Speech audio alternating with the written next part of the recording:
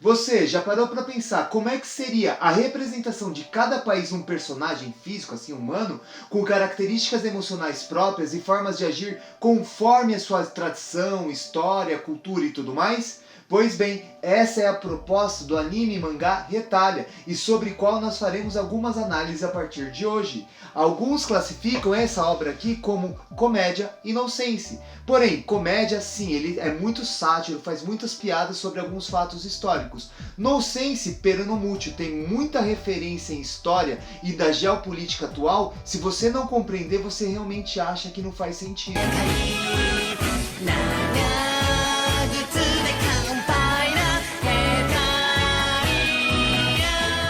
Se você é novo por aqui, seja bem-vindo. Eu sou André Gussi e esse é Entreter e Conhecer. Se você já é da casa, muito obrigado por voltar. A sua participação sempre é muito importante para nós. Agora, sem mais delongas, vamos para o vídeo de hoje?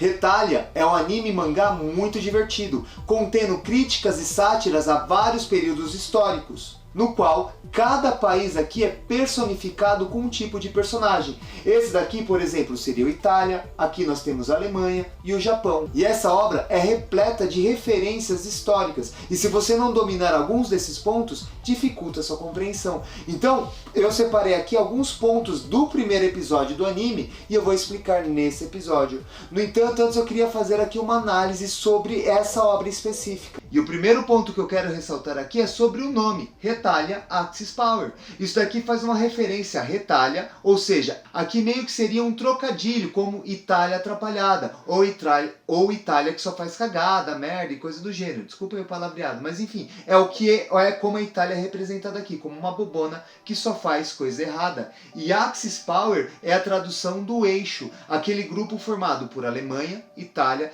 e Japão na Segunda Guerra Mundial. Aqui sendo inclusive indicativo que boa parte da história se passa durante a Segunda Guerra Mundial. Porém, aqui um outro ponto de análise que eu trago não é sequencial, essa obra não vai mostrando de forma linear. Ele está aqui falando da Primeira Guerra Mundial, depois está no que lembra ser uma conferência da ONU, e assim vai trocando o tempo inteiro. E aqui sendo um ponto que pode dificultar a compreensão das inúmeras piadas que eles soltam aqui no decorrer da obra. Um outro detalhe, que o anime ele é muito rápido, ele é muito dinâmico e contém 5 minutos apenas. As falas são muito aceleradas e dificilmente você consegue acompanhar, você tem que ficar pausando.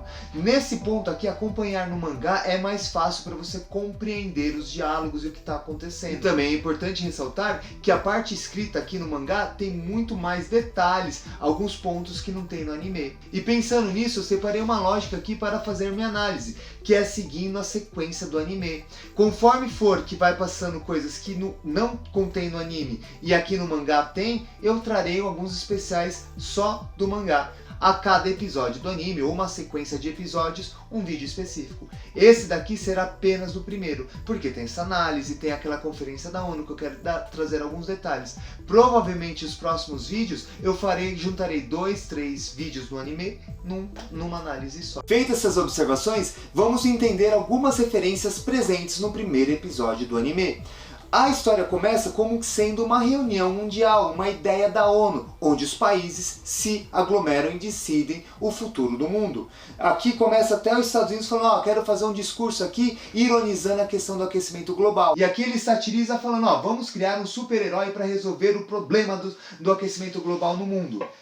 Sendo que é muito mais fácil a gente parar de poluir, cuidar mais das coisas, do que criar um super-herói, né? Mas enfim, super-herói nem existe. Daí aparece o Japão falando, eu concordo e tudo mais. E a Suíça começa a falar, Japão, você é um puxa-saco dos Estados Unidos, tudo que ele fala, faz. Logo em seguida, o inglês pega a ordem aqui para falar e começa a criticar a vulgaridade da fala do estadunidense. E o francês, como sempre, assim na história, tem que se contrariar do que o inglês faz. Então ele vai e defende os Estados Unidos contrariando a Inglaterra. Na verdade, o francês é do contra, ele ataca os dois. Ele quer sempre brigar com a Inglaterra e depois com os Estados Unidos. Tanto que dizem que dentro da França, se você falar inglês, você não consegue se comunicar. Os franceses, mesmo compreendendo a fala em inglês, eles ignoram, porque eles têm uma rixa histórica com a Inglaterra. E a questão do orgulho, você está na França, tem que falar francês. E uma característica do francês aqui, como eu já disse, ele é do contra. e do inglês aquele lord, e os Estados Unidos aquele cara lá despojado e tudo mais. Um outro ponto que aqui é interessante mostrar nessa parte, que é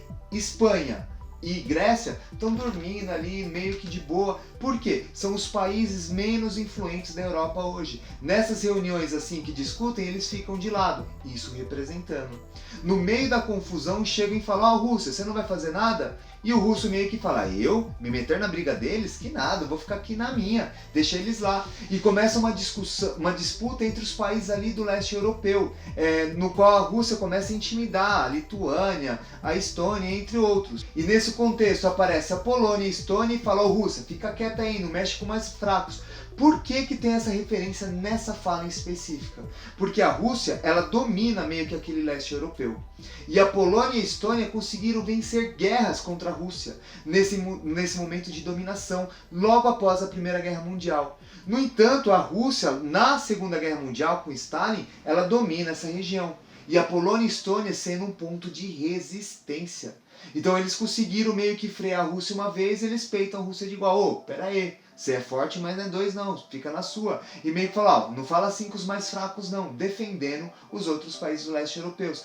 Como que sendo a Polônia e a Estônia uma pedra no sapato nos russos naquela região. Nessa conferência também dá uma atenção especial à China, que ela fica lá: vamos parar de brigar, vamos conversar. E como é que essa reunião termina? Com a Alemanha botando ordem na casa e falando: não vamos fazer dessa reunião, desse congresso, um congresso dançante. Isso daí é uma referência direta ao Congresso de Viena, porque logo após a derrota de Napoleão Bonaparte, em 1815, 1415, eles se reúnem, os países europeus se reúnem para decidir como é que será o futuro da Europa. No mesmo ponto que eles estavam lá discutindo os rumos da Europa, eles ficavam intercalando com festas. Aqui vale um parênteses também: se você acompanhar as reuniões do G7, sempre são regados com jantares, com cafés, juntam lá dois países e ficam conversando e tudo mais. Inclusive, a última reunião do G7, o nosso país ficou muito comentado sobre a questão da Amazônia, do Bolsonaro e o presidente francês, a troca de ofensas, a questão da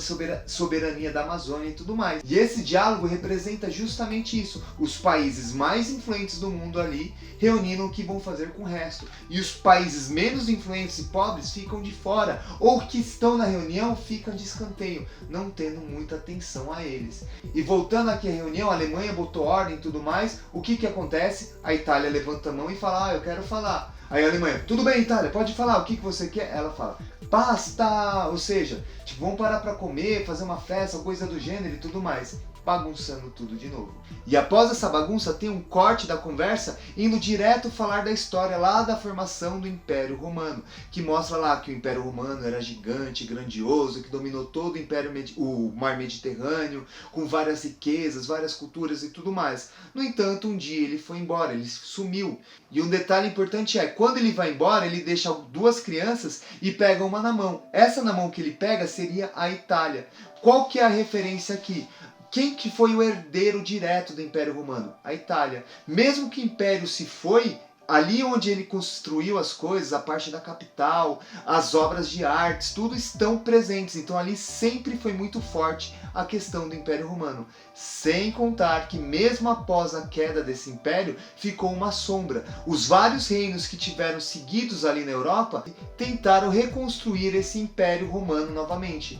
Muitos fracassaram, quer dizer, todos fracassaram, né? Mas enfim. E aqui tem um detalhe importante para explicar na história: que o Império Romano acaba por volta de 476 d.C. E no ano 800 d.C., Carlos Magno vai reconstruir o Império e a Igreja Católica vai coroar como imperador. Foi o mais próximo que eles conseguiram remontar do Império Romano que se esfacelou. Só que qual é o fato aqui? Após a morte de Carlos Magno, seu filho Luís o Piedoso vai ficar de boa, vai conseguir manter o Império. Só que com a morte de Luís o Piedoso, o Império será dividido em três no Tratado de Verdun, cada parte indo para um de seus filhos, ficando na parte ocidental, que seria a França, na oriental, que seria o Sacro Império Romano Germânico, e a parte central ali, Itália, Áustria e alguns outros reinos. qual que é a questão aqui? Todo momento a Itália fala, ah, meus irmãozinhos, meus irmãozinhos, meus irmãozinhos. Os principais irmãos, que é França e Alemanha, são frutos desse momento aqui. Até a Áustria, nós podemos dizer. E ao se tratar da divisão oriental, que seria a Alemanha, depois Otto I vai fundar o Sacro Império Romano Germânico. Só esse nome indica muito a ideia do que eles queriam trazer. Sacro vem de sagrado, a Igreja Católica. Império Romano, já está dizendo aqui, a sombra do Império Romano, eles tentando reconstruir tudo mais. E germânico, a ideia aqui, juntou o Império Romano com os germânicos. Esse império tentou reconstruir o Império Romano. E um dos principais focos que ele queria era recuperar a Itália. É tanto que aí explica aquele momento lá que a Itália está correndo atrás e o Sacro Império Romano Germânico, todo de preto. Volta aqui, Itália, quero fazer parte de você, vamos nos unir, ser forte e tudo mais. É aqui a referência para entender essa conversa. E, inclusive aqui recebe o título de Cibatália, que seria a Itália pequena. E nesse momento mostra lá a Itália, eu acho que eu sei desenhar bastante, tudo, fazendo uma referência direto ao Renascimento. Porque o Renascimento, de novo, foi aquele momento dentro da Itália que eles tentaram resgatar lá tudo, aquela grandiosidade do Império Romano. A forma de pensar, a forma de viver, a forma de se organizar. Só que eles conseguiram fazer isso principalmente nas artes, não conseguindo representar isso na política. Tanto que a Itália, nesse período da Renascença, ela pode ser alguns estados fortes, mas depois ela foi dominada por outros estados. Isso também sendo representado ali naquele momento. Tanto que tem uma cena que tá lá, Cibatália toda pequenininha lá, recuado, e 3 crianças lá tentando dominar ela, que ali é França, Espanha e o Sacro Império Romano Germânico. Porque esses 3 povos dominaram a Itália no período da Renascença. Aqui, inclusive, mostra a Itália o quê? Um tanto quanto inocente, uma criança boba, ingênua, sendo super protegida pro avô. Mostra todo o tempo ela lá desenhando e a Itália no lado dela olhando. Qual que é a referência aqui? De novo, porque a Itália geográfica foi o berço do Império Romano. Então, o Império Romano, por mais que ele acabou, ali ficou muito forte a referência. Daí tem um outro corte na sequência histórica que volta lá para a Primeira Guerra Mundial, mostrando a Alemanha invadindo a Itália durante o conflito. Fato esse que espanta o soldado alemão. Ué, eu consegui invadir a Itália aqui muito fácil, por que que isso está acontecendo? E termina o episódio ele vendo uma caixa de tomate. Só que a questão é, por que que a Alemanha invadiu a Itália e por que que ela invadiu tão fácil? Isso eu deixarei para explicar no episódio 2. Então fica assim, se você curtiu a forma como eu trouxe aqui essas referências presentes dentro do Retalha, se te ajudou a entender melhor a história, deixa aquele joinha maroto que é muito importante. Se caso passou alguma coisa que você não entendeu, tem algum diálogo que ficou vazio, deixa aqui nos comentários que eu farei uma pesquisa e tentarei solucionar essa sua dúvida. E no próximo vídeo sobre Retalha, eu explico por que que a Alemanha entrou tão facilmente na Itália e por que que eles estavam guerreando e a outros detalhes do episódio 2 do anime. E para encerrar, eu queria fazer a sessão agradecimentos, que em especial vai a Lilian na ajuda e na estrutura que ela dá no canal como um todo. A força dela é fenomenal e eu tenho novidades, ela também está gravando algumas videoaulas de gramática, enfim, consegui convencê-la e você também. Também quero deixar um agradecimento em especial à Júlia, minha filha, que me ajudou na estrutura aqui do cenário, e outro, as alunas Júlia e Maria, que me indicaram o Retalha. Falaram, nossa professor, você está explicando sobre a Segunda Guerra Mundial, tem um Retalha que fala tudo mais. Eu fui lá, segui a dica delas, assisti o anime, gostei, comprei todos os mangás e estou fazendo aqui esse vídeo. Muito obrigado, Júlia, muito obrigado, Maria, e também tem a Nicole nesse bojo aí. E é isso aí. E caso você tenha algum anime, desenho, filme, série que você acha que eu possa fazer algum vídeo, deixa aqui no comentário que assim que possível eu trarei algo referente a isso. E lógico, não poderia de deixar de agradecer a você que assistiu até aqui. Muito obrigado e até a próxima!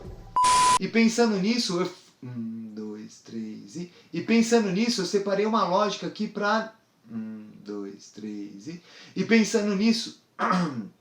Cacildes...